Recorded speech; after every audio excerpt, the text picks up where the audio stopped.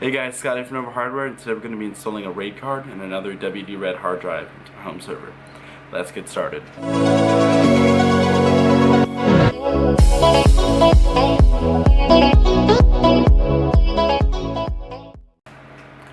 So the first thing we're going to have to do is we're going to have to open up the case, do a little bit of cleanup, unhook the old hard drives that are in there, put in the new solid state drive and the new WD Red hard drive, along with the RAID controller, and hook everything back up, close up the case, and then modify some settings in the BIOS.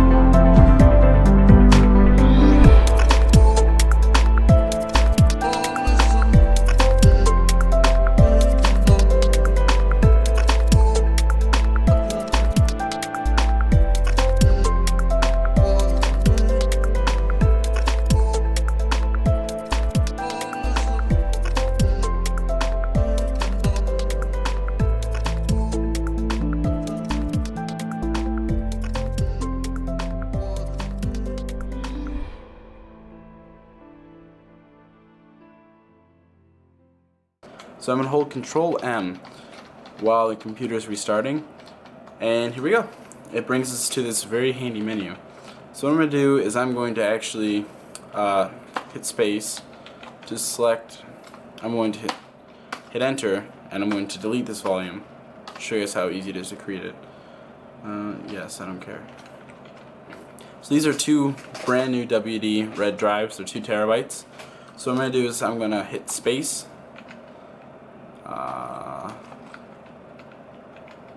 Hit enter and erase all the RAID data, all of them first.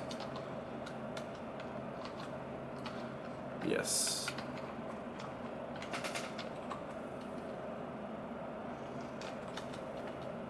I'm run through the configuration wizard. What I'm going to do is I'm going to hit space to select the first one and the last one. Then the next thing I'm going to do is I'm going to hit enter for the next operation.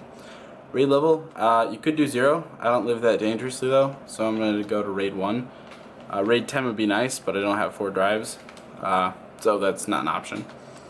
I'm going to rename this to 2 terabyte volume. That doesn't really matter, you can just leave it as whatever. I'm just going to name it for the sake of this video. I'm going to hit enter, yes, and just like that it's done. So now let's hit F10 for save and exit. Yep. So let's go terminal. LSBLK. And there's one, see? Right there. There is one drive whose size is 1.8 terabytes. I'm going to do mkfs.ext4/deb/tb. You know what? You can do whatever you want to do. I just want to make a partition on here because I'm weird, and that's just the way I've always done things. There are 1,000 ways to do anything in Linux. This is just my way of doing it. That doesn't mean it's necessarily the right way, but it doesn't necessarily mean it's the wrong way. It's just my way. Make file system, type extension 4/dev/sdb1. Wow. And there we go. It's right in the super blocks right now, and then we should have a volume created after that, which would be very nice. Oh, there we go. And what do you know? LSB, okay. It's showing our full volume there. It's also showing it right up there. I really wish I could have switched over to a screen recorder for this, but as I'm using just the iGPU, and it doesn't have any horsepower to speak of, the transcoding that I've tried to do in the past has resulted in some of the sketchiest filming I've ever done.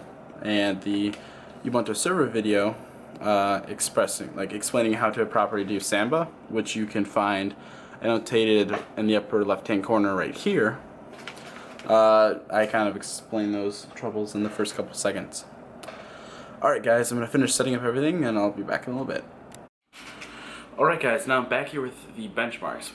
So we benchmarked with Terraria, War Thunder, Borderlands, and a few other games that I just threw in there for what the hell. As you can see with the results, you obviously want the highest blue number possible, the lowest red number, and the yellow number doesn't necessarily matter that much. The load times were a little bit long for some games, like Left 4 Dead 2 had some really long load times.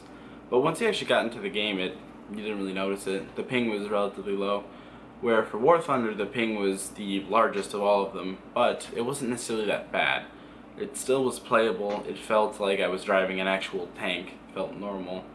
It felt fine. The ping was almost the exact same when it was on my NAS versus when it was on my actual local storage.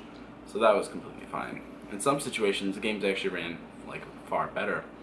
In the case of Borderlands 2, it would create a RAM disk of about 2 gigabytes, and it would store all of the files for Borderlands right there, and it ran faster than it did when it was stored locally on the disk, which doesn't really make very much sense, but I'm not going to complain. Performance is performance.